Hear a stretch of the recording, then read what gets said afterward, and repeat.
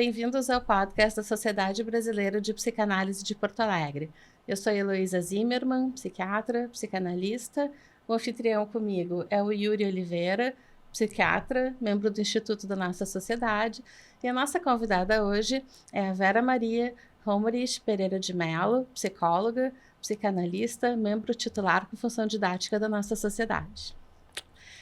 Vera, eu pensei em te chamar para falar com a gente sobre como a psicanálise vê a adolescência, não só pela tua experiência em adolescentes e crianças, mas também pela tua trajetória como psicanalista vincular. Né? Então, já digo aqui que, para mim, a parte dos vínculos é super importante, né, para os adolescentes. Não só com os amigos, mas com os familiares. Às vezes é muito intenso, às vezes rompem.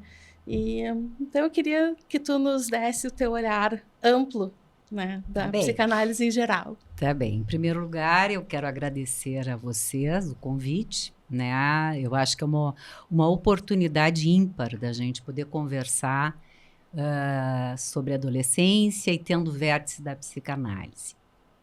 Bom, a adolescência é uma faixa etária que é compreendida, né, entre os 9 e 19 anos, conforme a Organização Mundial da Saúde, ela vai até 24 anos, é considerada até os 19 a adolescência e depois de 19 a 24 a juventude, que eles consideram.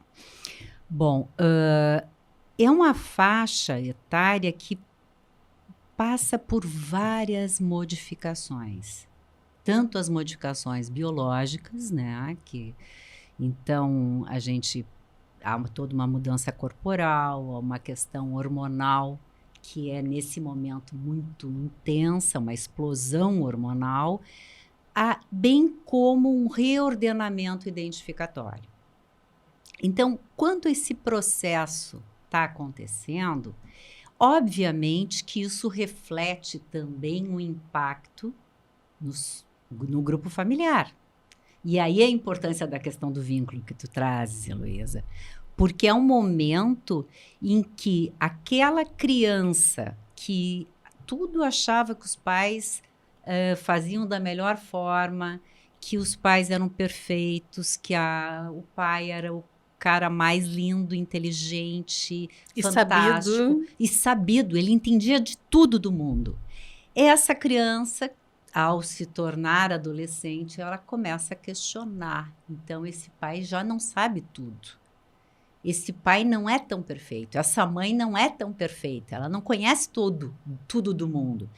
E é um momento, então, que provoca um certo abalo narcísico na regulação familiar. Deixa eu te interromper para fazer uma tradução. Quando tu fala reordenamento identificatório, questões narcísicas, como é que tu traduz isso numa linguagem menos psicanalítica e mais chão? Isso. Tá. Eu quero dizer, há um momento em que, quando o adolescente, né, ele está se desenvolvendo, ele está estabelecendo um processo identificatório, ele está se construindo como sujeito. Ele está desenvolvendo uma subjetivação. Ele não sabe, ele gostava, né, era muito fácil na fase dos 7, 10 anos, que a gente chama de latência, era muito fácil porque, assim, tu dividia o mundo entre bons e maus, né? Então, o menino que joga lixo no chão é mau. O menino que faz o seu tema é bom. Então, era tudo muito claro e muito demarcado. Nesse momento, há uma quebra desta divisão tão clara, tão organizada. Há uma quebra. Então, assim, bom, o mesmo menino que é bom, às vezes não é tão bom, às vezes é mau. E no processo da subjetivação, o sujeito vai se vendo com qualidades e com defeitos, com dificuldades, até ele saber exatamente quem ele é. Né? Então é interessante porque nós temos um autor com o qual eu gosto muito de estudar e de pensar, que é o Meltzer. E o Meltzer, ele fala de que o adolescente se movimenta em 3 comunidades, tá? O mundo infantil, o mundo adulto e o mundo adolescente, a comunidade adolescente. Então, é muito comum, quando a gente tem filhos adolescentes, é muito comum a gente verificar, assim, que há momentos a gente diz, mas tu tá parecendo uma criança. Aí daqui a pouco, mas tu tá parecendo um adulto. E porque ele tá se descobrindo. Então, há momentos em que ele transita com questões que são típicas e particulares de cada universo. E tem o grupo de adolescentes, que é muito importante para o adolescente pertencer a um grupo. Por quê? Qualquer que seja, tem que ter algum. Tem que ter um grupo de adolescentes. Por quê? Porque nesse processo de reorganização em termos da sua subjetividade, o grupo tem uma função de continente. Então, assim, ó, se a gente se reporta à nossa adolescência, a gente lembra que na nossa turma tinha o que era o brincalhão, o que era o careta, o que era o malandro. Tinha bem demarcado personagens dentro do grupo. E qual era a função disso? Era albergar partes nossas que ficavam depositadas momentaneamente em cada um desses elementos até que pudesse ser integrado na nossa personalidade. É como se a gente dissesse que é uma experiência que o adolescente vai tendo de poder experimentar ser de diferentes formas. Exato. E o grupo, então, se presta nesse sentido como um palco, então, para ele poder experimentar esses personagens diferentes até que ele decida, né, ou de alguma forma se identifique com algo mais duradouro, né, ou permanente, né? Exatamente. E até que ele possa integrar que ele não precisa ser uma coisa só ou outra coisa só. E que ele pode ter momentos em que ele é brincalhão, tem momentos em que ele é sério, tem momentos em que ele é mais irreverente. Então, essa possibilidade, o grupo faz e serve de continente. Nesse sentido, uma das questões em termos de dificuldades mostradas pelo adolescente aparece quando ele se isola. Então, um adolescente que não tem amigos, um adolescente que não tem um grupo de referência, é um adolescente que deve nos causar preocupação. Porque exatamente esse grupo funciona como essa rede de suporte para enquanto esse processo de subjetivação está se desenvolvendo. Deixa eu fazer uma polêmica aqui.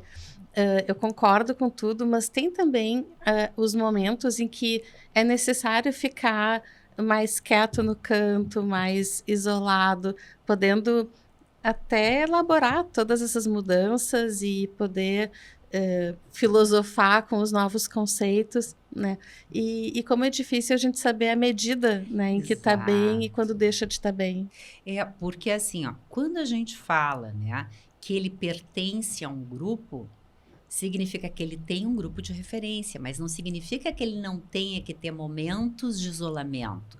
Que esses momentos de isolamento implicam num espaço em que ele pode refletir, que ele tem que ter um momento para pensar sobre essas coisas. O quarto do adolescente, por que o adolescente põe não me perturbe?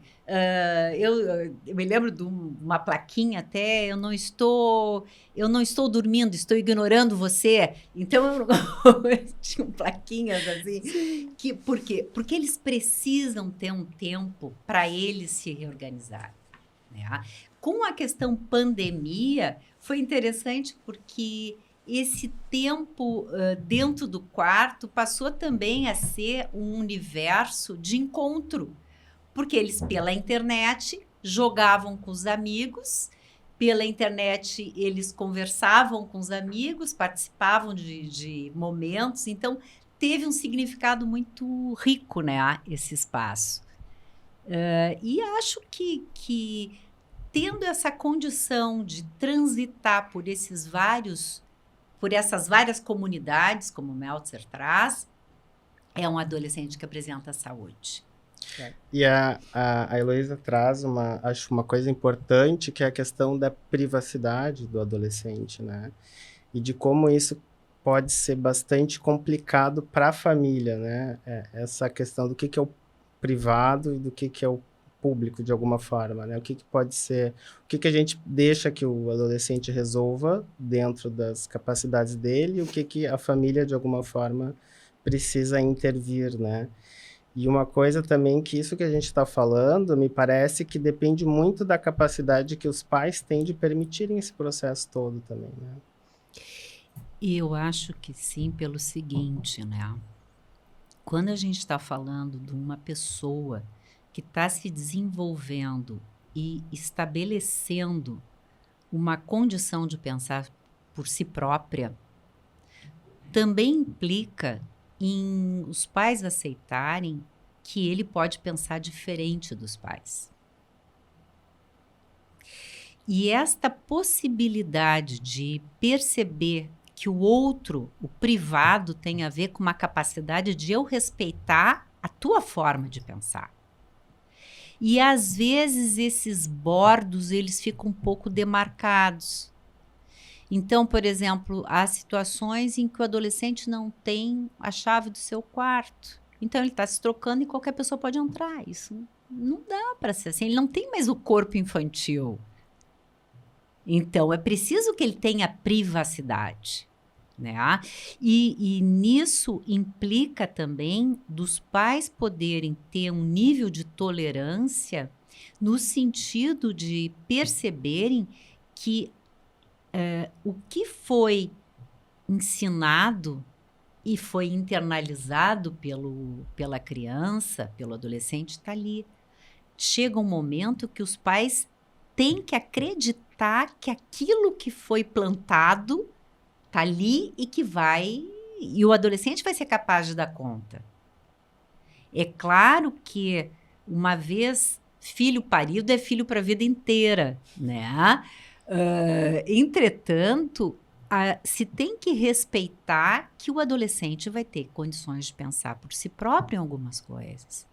Então, assim, poder respeitar os tempos de como ele vai transitar com a sua sexualidade e respeitar, porque acho que existem temas que ficam conversados entre os amigos e temas que são conversados com o pai e com a mãe. Né? Então, eu acho que há determinadas coisas que têm a ver com privacidade que às vezes ficam um pouco borradas. Né? Então, eu acho que esse é um ponto importante. É poder reconhecer que o outro é um outro, que existe uma alteridade. Não é porque é meu filho que eu posso acessar a tudo que ele pensa, né? Não, eu vou ter que conversar com ele para saber o que ele pensa. Eu não posso inferir o que ele está pensando sem conversar. E isso é muito difícil, né? Quando a gente trabalha com adolescentes, tem que trabalhar muitas vezes com os pais também, para ajudar nesse processo de que o meu bebê não é mais o meu bebê. E enquanto tu falava, eu pensei na placa do não entre, não perturbe, e na bagunça, né? Que quarto de adolescente, em geral, é caótico, né? Mas eles muitas vezes se encontram na própria bagunça, né? Então, assim, o quanto isso expressa o que está acontecendo dentro da cabeça, que tá bagunçada, não sabem direito para onde vão, o que querem, como vão fazer as coisas, mas a semente plantada antes está lá e eles vão se ajeitando, a coisa vai indo. Né? Eu acho importante a gente deixar a mensagem de que a maioria dos adolescentes ficam bem. Sim, né? sim. E que depende muito, assim, da condição dos pais suportarem isso, né? Então, tu pode ter uma mãe que diz assim, olha, era legal que tu arrumasse um pouquinho, as tuas roupas estão no chão, né? Tem que faxinar o quarto, tal. Isso é uma postura. Outra postura é essa mãe chegar, mexer em todas as roupas, cavocar não, isso já é invasão, né? Sim. Então, acho que tem limites para as situações, né? E, claro, podendo sempre pensar, eu não estou falando que o adolescente não tenha que cumprir horários, que não tenha que cumprir determinadas regras, né? Tem horário para voltar para casa? Tem horário para se alimentar? Tem. 2 dias ele não quer almoçar. Não, só um pouquinho, vamos lá. Então, assim, mas estou falando de uma privacidade que tem a ver com respeitar o outro. Porque quando tu usaste, Lô, é o meu bebê, né? O meu bebê faz tudo que eu quero. O adolescente já é uma outra pessoa. Então, que tem que ter a sua autonomia, que tem que ter... E, às vezes, eu acho que há uma certa infantilização, né? E aí eu vou entrar num outro tema que tem a ver com a questão da confrontação geracional. Porque em determinados momentos, para o adolescente poder se diferenciar do grupo familiar e construir a sua subjetividade, ele vai, num primeiro momento, atacar essas figuras, né? Então, ele tem que ir contra essas figuras para até poder ver o tamanho que ele tem. Isso pode provocar nos pais, às vezes, um certo assombro, porque, mas ele era tão meu amigo, agora ele está me dizendo que eu não sei nada, que eu não entendo nada, que eu não conheço nada. Ele não gosta mais de fazer as coisas comigo? Ele não gosta mais de fazer as coisas comigo, é no super comigo, agora não acha mais tão bom. Então, essas coisas, né? E que tem a ver... o abraço, né? Os meninos, as mães querem abraçar os meninos. Não, mãe, menos. Vai deixar na escola, tem que deixar não sei quantos metros antes do portão de entrada, porque não dá para chegar com o pai ali no portão. Então, são coisas que são interessantes, que são típicas da fase, né? E que tem a ver com uma condição de se diferenciar. E como é importante isso, né? Porque não raras vezes a gente vê nos consultórios adultos com uma sensação de falta de identidade, né? Quando tu vai examinar, passaram por uma situação de adolescência, vamos dizer assim, que não acontece como a gente está falando aqui, né? Ou não acontece relativamente bem, vamos dizer assim, né? E isso vai ter consequências para a vida adulta. Uma pessoa que, de alguma forma, se submete ao pensamento de outros, né? Não tem autonomia para sua própria vida, né? E isso permanece ao longo da vida, né? Exato. E acho que nesse processo, o diferenciar-se, né, implica num nível de confronto. Isso não significa não amar os pais, mas até podendo suportar, olha, eu vou ser diferente de vocês, embora eu ame vocês. Nessa regulação, tá? É muito importante os pais suportarem isso. E na medida em que os pais suportam isso, também faz com que o adolescente consiga se sentir mais tranquilo. Porque quando ele tem que ser muito cordato e aceitar tudo que é proposto, sem nenhum questionamento, ele pode aceitar, só que ele não está sendo ele mesmo. Ou lá por baixo tem muita coisa fermentando, né? Fermentando, que pode estourar num determinado momento. Né? Então, assim, é muito importante que, e nesse sentido, vão ocorrer momentos, eu quero ir em tal lugar. Bom, mas não vai dar. Mas eu quero. Não, mas tu não vais e ponto. Então, há o limite nesse momento também para ser dado, porque esse limite, ele organiza. ele possibilita que o adolescente consiga se sentir mais seguro também.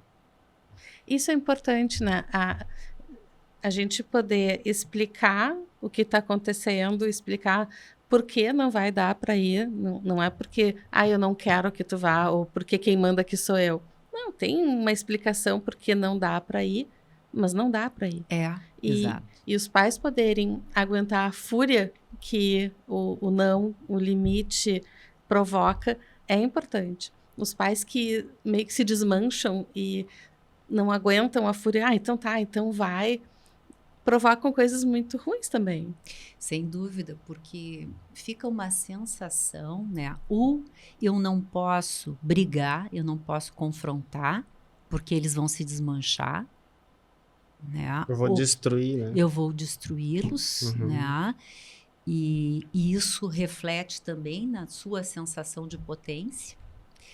Ou eles acabam aceitando tudo, né? Porque, bom, eu não vou... Eles estão certos. Pai e a mãe estão sempre certos. Pai e a mãe sempre sabem. Isso não é uma coisa tão boa em termos do sujeito. Porque a gente sempre tem que pensar, o adolescente, ele está adquirindo, né, diante de toda essa organização em termos de quem ele está desenvolvendo potencialidades que ele tem para a vida adulta. Então, a criatividade que é típica do adolescente é muito importante de ser preservada. Senão ele vai ser um cordeirinho. E isso é ruim para ele. Então, a condição dele poder pensar pela sua própria cabeça, eu acho que tem que ser muito valorizada.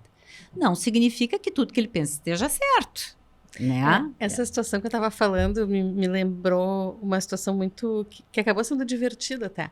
Que o adolescente queria ir no programa e por A mais B não dava.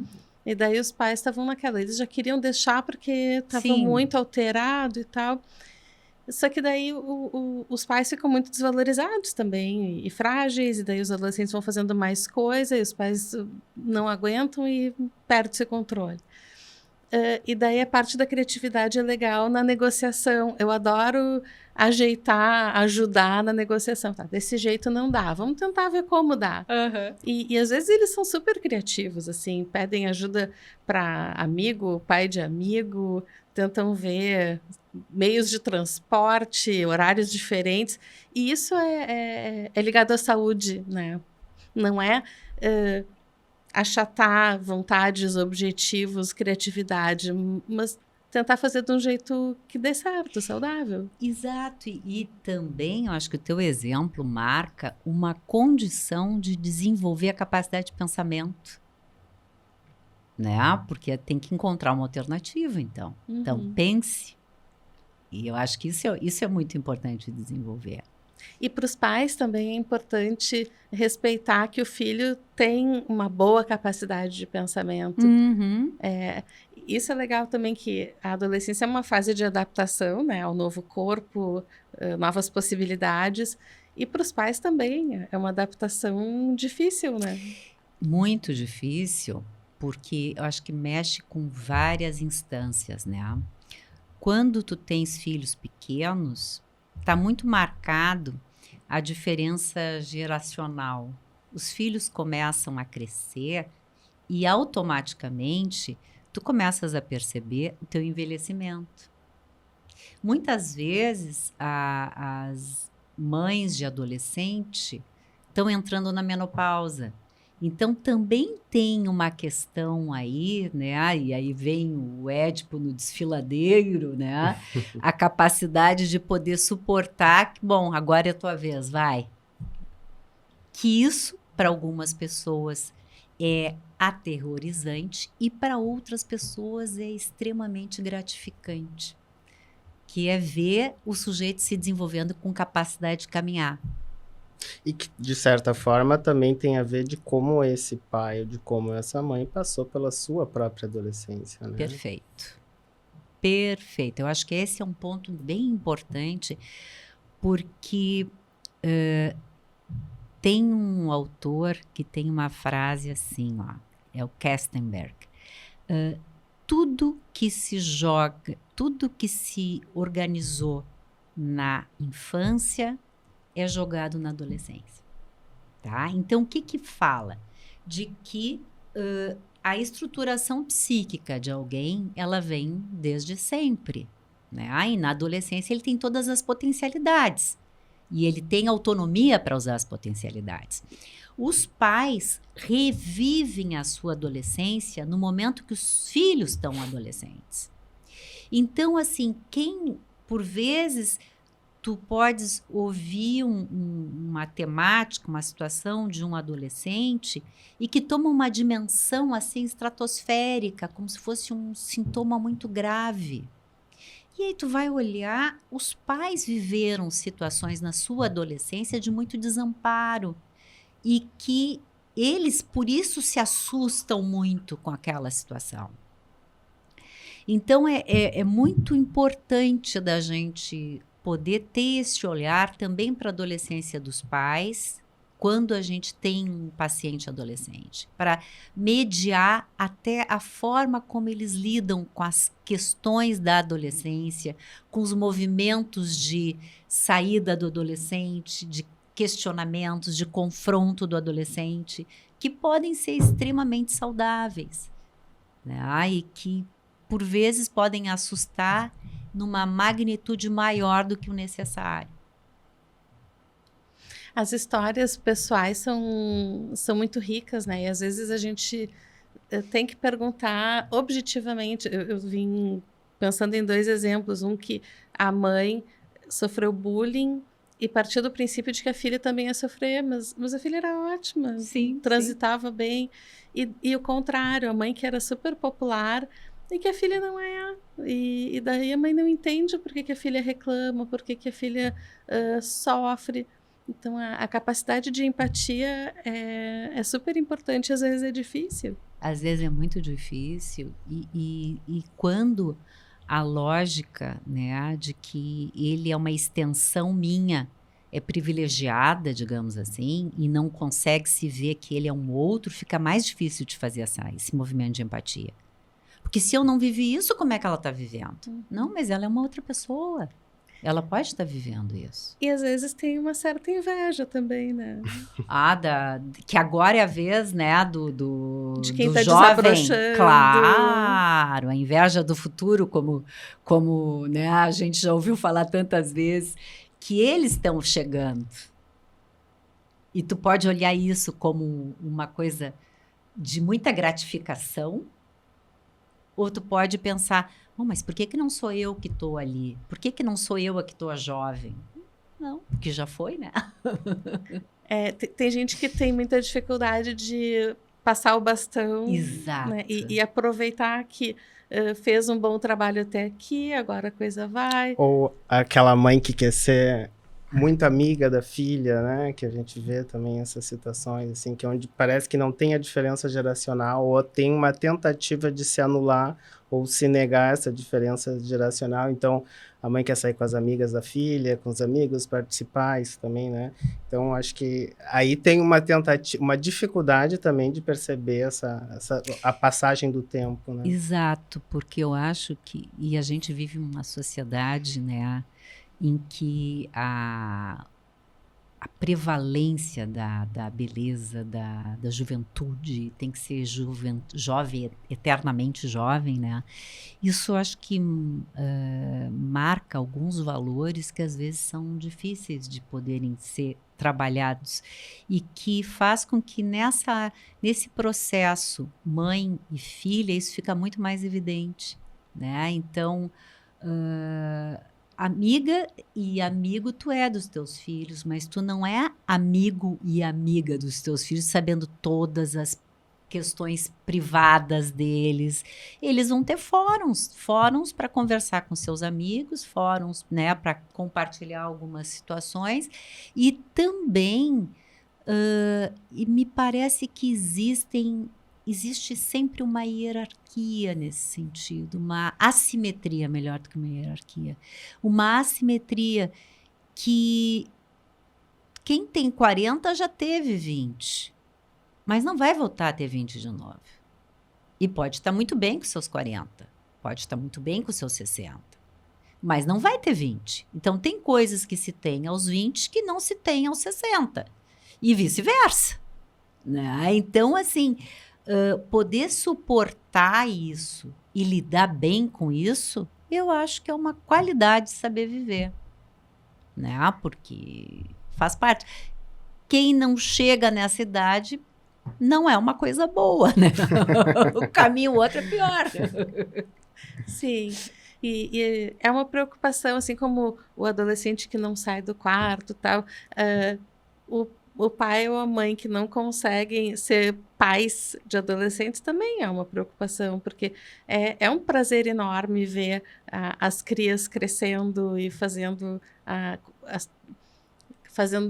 como é que se diz? Conquistando as etapas, Sim. né? É muito bacana. E se a pessoa não consegue abrir mão da própria juventude para poder ver o filho crescendo, é um sofrimento enorme.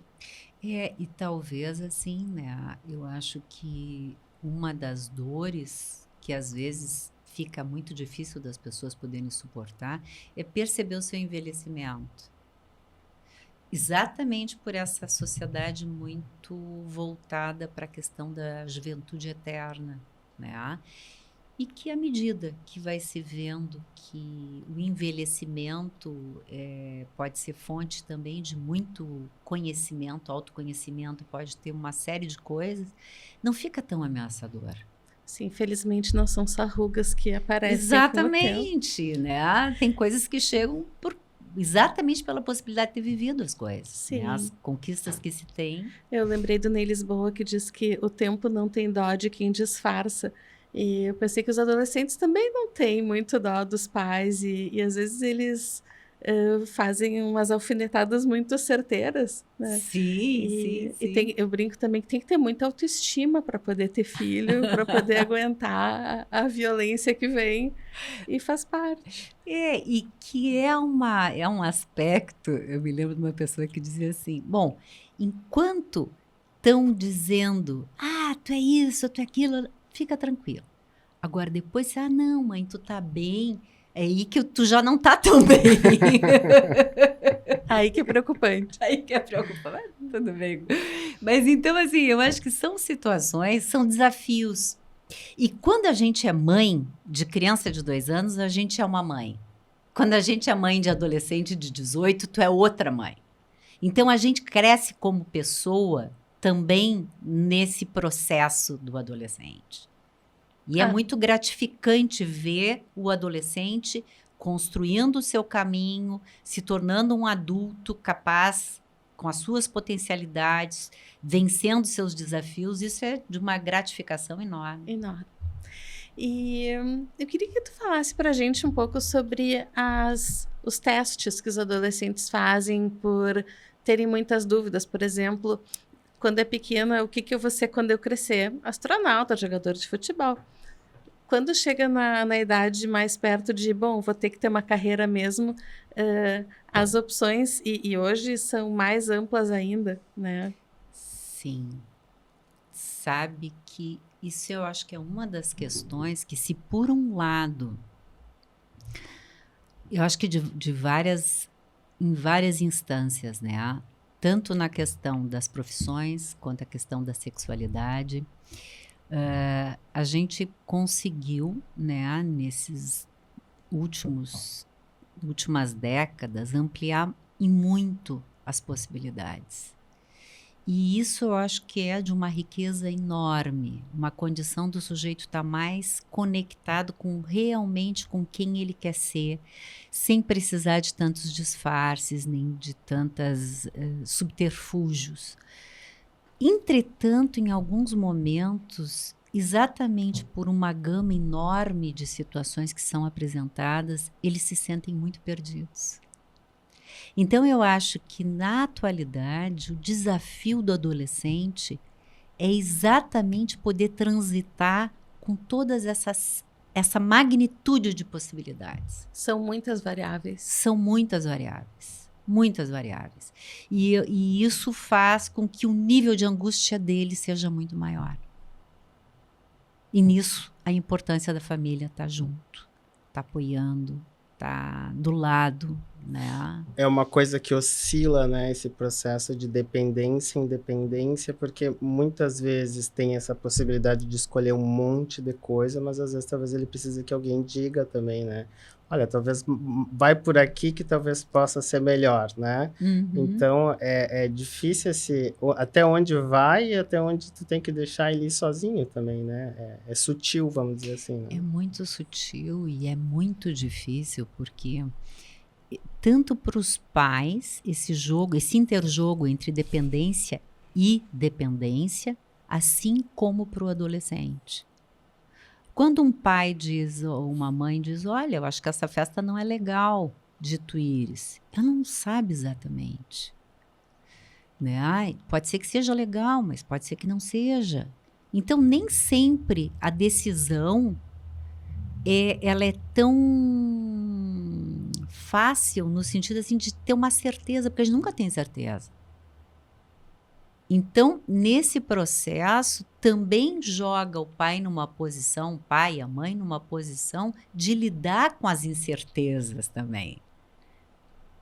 Então, é um processo que há momentos que tu ficas pensando, bom, mas será que se eu ajudo aqui, será que eu não estou invadindo? Mas se eu não ajudar, eu vou estar desamparando, né? Então, assim, acho que nessas horas, quanto mais informações se tem sobre uma determinada situação, mais se pode ajudar. Mas, olha, tem isso aqui, usando o exemplo do curso, né? Eu quero fazer astronomia, eu quero fazer medicina, eu quero fazer engenharia.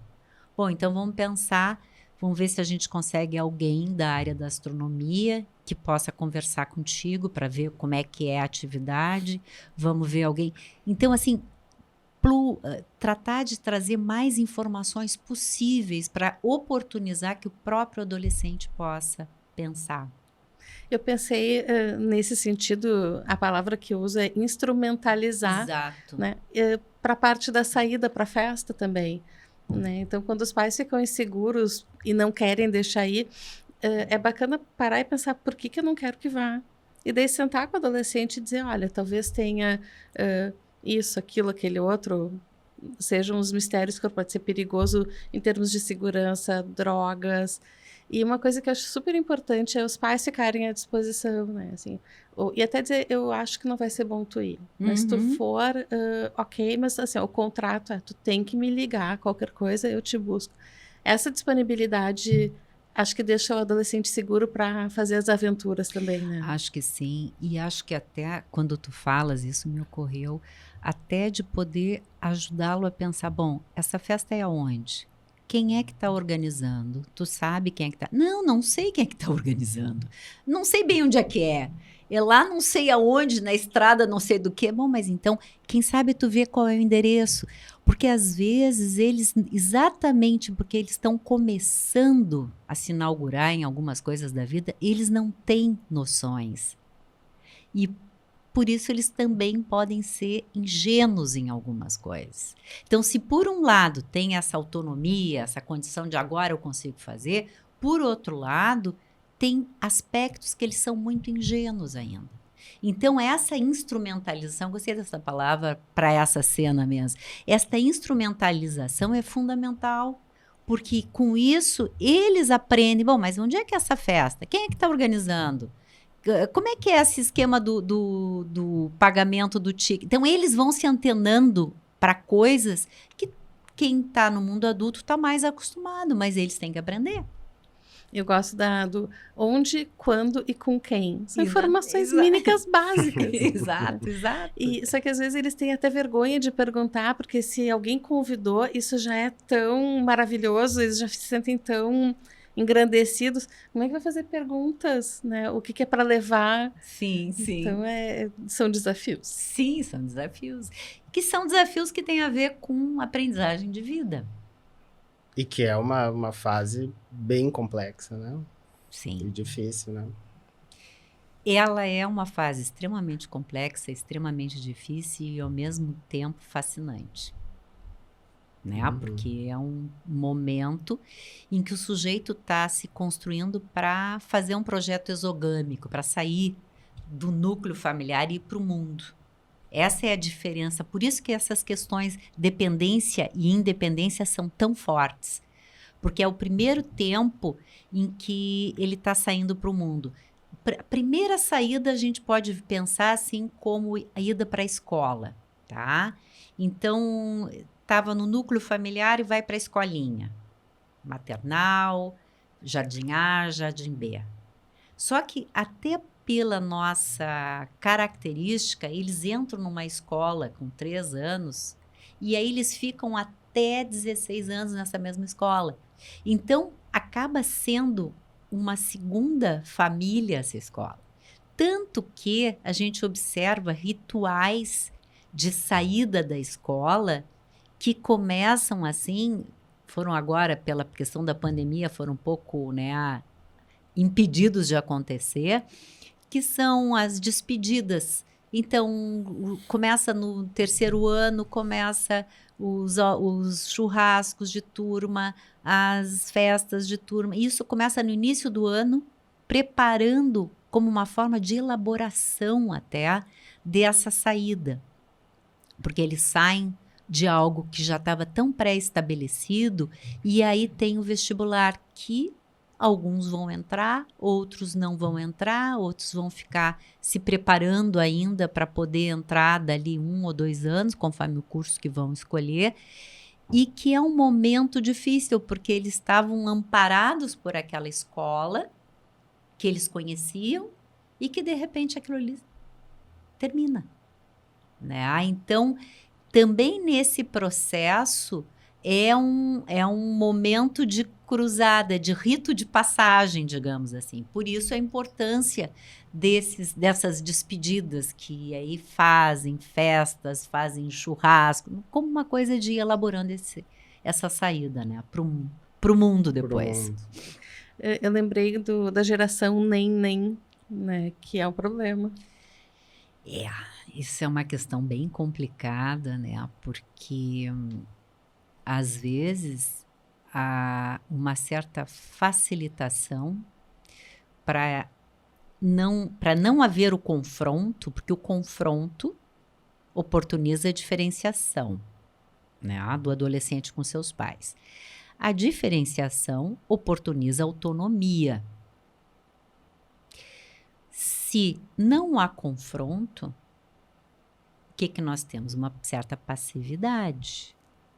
Então ficam aqueles eternos adolescentes de 40 anos que nem trabalham nem estudam e que seguem morando com seus pais. Os pais bancando, às vezes, tu vê pessoas até com muito mais idade mantendo, né, já não é adolescente, já tem só o estado mental adolescente, digamos assim, mas não é mais um adolescente. Cronologicamente não é adolescente. Cronologicamente não é uma pessoa de 40 anos que podia fazer a sua vida, mas que fica a sua vida ceifada também. Então, segue morando na casa dos pais, segue sendo sustentado pelos pais, e essa é uma situação parasitária. Mas é uma coisa até mais regressiva, me parece, né? Porque é como se um desmame não tivesse acontecido até então, né? E é interessante a tua metáfora com desmame, porque para poder haver o desmame, tu tem que acreditar que tu amamentaste muito bem e que o sujeito tem capacidade de comer agora outros alimentos. E tu tem que confiar que esses alimentos vão ser saudáveis.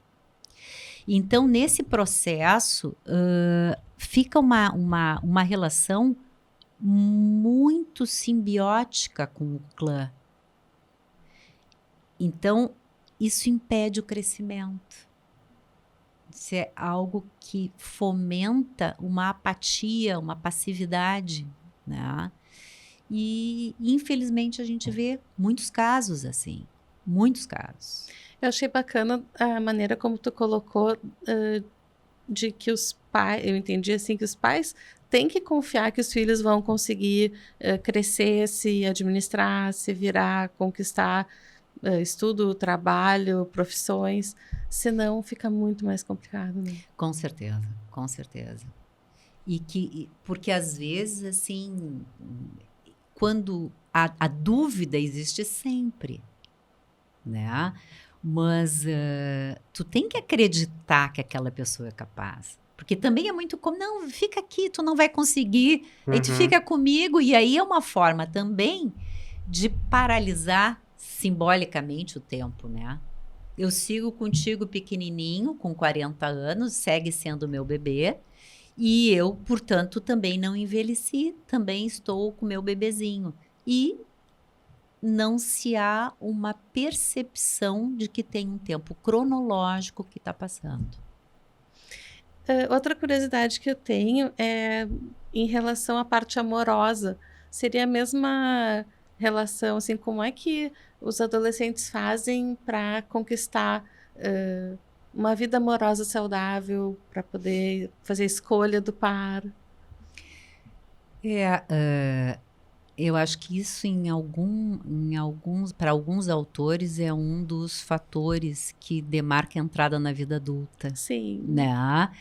Que é a autonomia no sentido de se sustentar, a condição de ter um parceiro, Um relacionamento estável. Relacionamento estável, né? Talvez a gente possa pensar também no que significa esse relacionamento estável como uma relação em que há a percepção da alteridade do outro e a percepção de que há uma simetria na relação. Porque quando há a relação com pai ou com mãe, há uma assimetria. Então, essa parceria, digamos assim, com o outro, né, significa uma capacidade de reconhecer o outro, de contar com o outro e vice-versa. Tem que ser recíproco. Tem que ser recíproco, né? E é interessante porque isso é algo, né, que possibilita também que o sujeito tenha um projeto de vida. Alguns vão querer casar, alguns vão querer se dedicar só para a vida profissional, alguns vão querer construir uma família, né? E, bom, cada um vai fazer as suas escolhas. Mas é interessante porque é um dos fatores também, a condição de estabelecer um relacionamento forte com alguém. Não significa que tenha que ser para a vida inteira, né? Mas que seja capaz de se relacionar bem com alguém.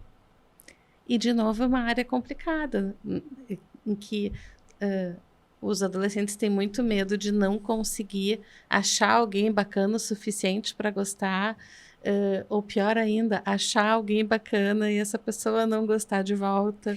Sim. E acho que talvez, né, a gente observa às vezes um certo paradoxo, porque se por um lado muitas coisas são postadas pelo adolescente da sua vida privada na internet, por outro lado, às vezes o compartilhar intimidades é mais difícil. Sim. E o relacionamento a dois implica em intimidade. Com certeza. Então, essa é uma das questões que às vezes surgem, assim, a dificuldade de estabelecer uma ligação mais intensa com alguém, porque isso passa a ser muito perigoso, porque entra na questão da dependência. E da confiança. E da confiança. Então, se eu dependo do outro, significa que o outro é importante para mim. Se o outro me abandona, como é que eu vou ficar? Então, são questões que ficam muito presentes nesse processo. E, às vezes, são usadas estratégias defensivas para evitar entrar em contato com esse nível de importância que o outro tem para mim. Que, às vezes, não são as melhores, né? diga-se de passagem. Dá exemplos pra gente.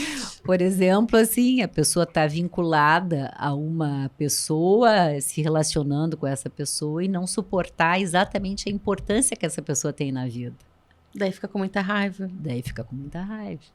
E as atuações dos E aí entram as atuações também nesses momentos, né? Porque eu não posso ficar refém, às vezes é até a palavra usada, quase como se fosse um claustro, como se ficasse aprisionado. Porque, de certa forma, eles estão saindo disso, né? Eu me lembrei agora dessas festas que eles fazem, beijam 6, 7, 8, 9, né? E aí contam como se isso fosse algo assim muito, né? Uma conquista, vamos dizer assim. Sim, né? é tão interessante porque às vezes assim tem o BV, que é boca virgem, o BVL, que é boca virgem de língua, né? Que são os tipos de beijos. E aí, assim, é meio que uma competição. Quem é BV, quem não é. E, às vezes, entram... por vezes, a família entra nessa... Daí já foi, não foi. O que se torna uma pressão para o adolescente. E que, quem sabe... muitas vezes, quando fica assim, beijei 10, beijei 12, não sabe nem quem são as pessoas. Né? Eu não estou dizendo o currículo vitae da pessoa, mas assim, bom, eu não sei nem se ele vai me cumprimentar. Então, é muito interessante a forma. Então, o que acontece? Há uma falsa intimidade. Não há uma intimidade numa relação assim. Sim, e eu estava pensando na questão da gente se adaptar aos tempos também, né? Tu falou de postagens, né? Uhum. Cada dia tem um aplicativo novo, uma rede nova, que a gente não sabe que existe, mas os adolescentes sabem, e as coisas que acontecem ali, às vezes, são graves também. Sim. Né? Uma coisa de precisar de tantos likes para poder se sentir ok. Tem coisas bem importantes. Eu acho que isso é bastante... É importante que a gente fique atento, né? Porque a gente já soube de várias situações, né? De graves, assim, envolvendo adolescentes, quando sofreram o bullying pela internet ou... quando postam alguma coisa e não tem o número de likes que eles acham que deveriam ter. E me parece que isso é uma questão assim que pode se tornar uma certa arapuca, porque passa a ser percebido por eles a quantidade de likes, o quanto eles são amados pelas pessoas. E esses dias eu estava até vendo um material e fiquei sabendo que conforme o horário de postagem de determinadas situações, os adolescentes encontram um maior número de likes ou não. Porque se está durante a manhã, durante o turno da manhã que isso é postado, muitos adolescentes estão dormindo, então ele não vai ter tantos likes. Mas se é entre 5 e 11 horas da noite, aí ele vai ter muitos likes. Então tem estratégias, como estratégias de marketing, né, para poder postar. Mas, enfim, dentro desse cenário, fica muito presente uma ideia de que se recebe o like, tá ok. Se não recebe, ele se desmancha. Isso é perigoso. É como se mede o seu próprio valor, né? Exato. Isso é de uma crueldade muito grande, eu acho. Porque eles ainda estão no momento que eles estão se construindo. Né? E a violência que isso pode tomar para cada um é muito intensa. Então, Eu me lembro de uma australiana que fazia postagens e tal, e aí, num determinado momento, ela se deu conta que depois que ela postava, era uma menina, uma influencer, né? Então, ela postava coisas, e aí depois ela ficava 4 horas na internet controlando quantos tinham dado like, se tinha aumentado o número de usuários. Então, ela ficou dependente dessa situação. Até que ela se deu conta disso, de que isso estava virando um cativeiro para ela. Então, são situações que, é claro que não é a internet, é o uso que é feito pelo sujeito, né?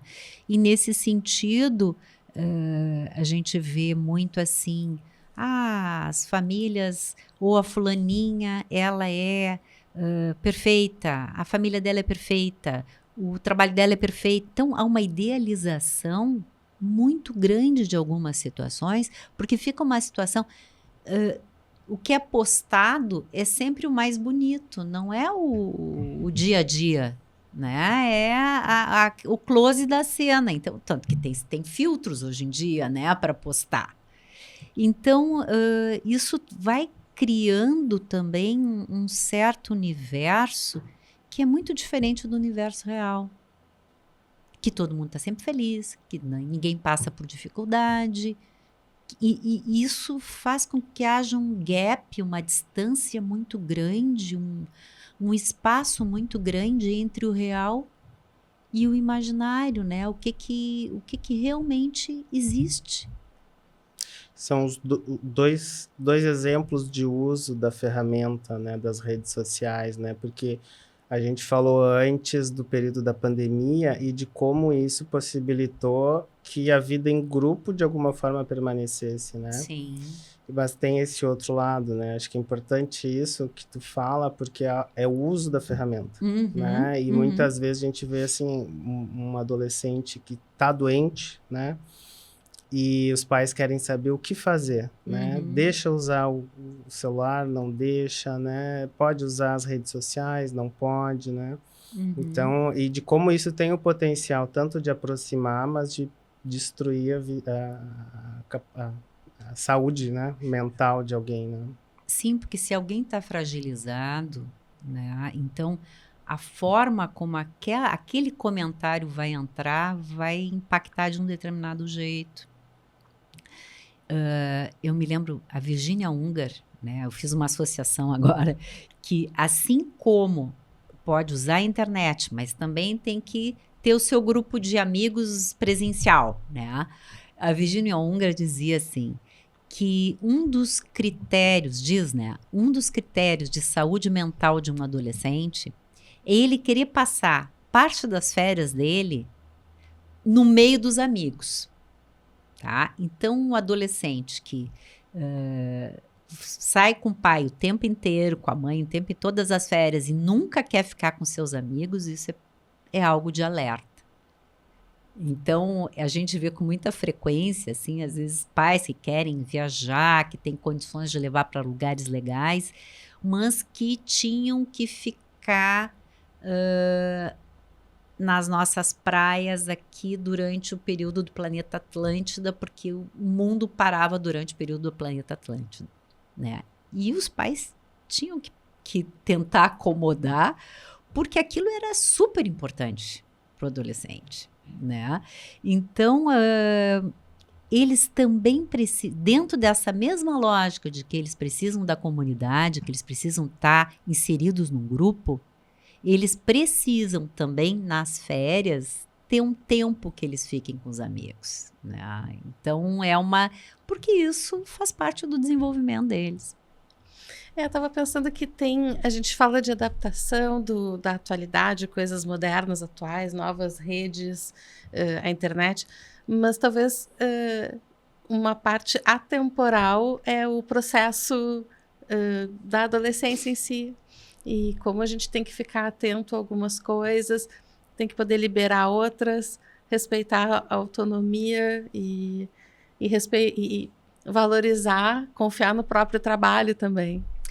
Acho que sim, e talvez assim, também para os pais é uma etapa nova, né? Porque como eu disse, uma coisa é tu ser pai e mãe de criança de 2 anos. E outra coisa é tu ser pai e mãe de adolescente. Eles desafiam muito mais. E tu tem que sustentar o desafio, né? E valorizar a capacidade de estar havendo confronto, é porque também é uma confiança na relação amorosa. Exato. Né? Bem, nós estamos chegando ao fim desse episódio. Tu quer dizer mais alguma coisa, Vera? Não, é só dizer do meu prazer enorme de estar compartilhando com vocês algumas ideias e de poder divulgar a psicanálise, né, que é algo tão valioso para nós e que nos ajuda tanto a viver melhor. Tá? E muito obrigada pelo convite. Então, muito obrigada, Vera. Obrigada, Yuri. E até o próximo episódio. Até.